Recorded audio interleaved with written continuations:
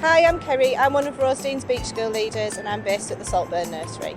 Hi, I'm Christine. I'm also a Beach School leader and I'm based at our nursery in Gisborough. Beach School originated from the Danish approach to education, which highlights the importance of children having contact with nature from an early age.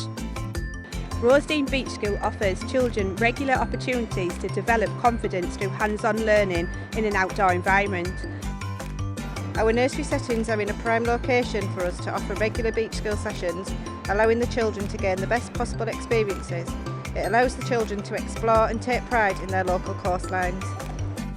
Our beach school sessions provide a unique experience for children to take part in exploring and discovering rock pools, fossil hunting, building and creating shelters, and learning all about how to care for and protect our beaches.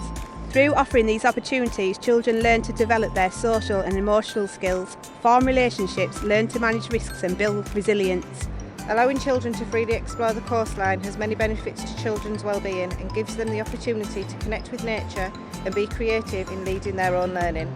It is the perfect opportunity for children to develop their curiosity, increase their knowledge and understanding, and be offered lifelong skills whilst having fun.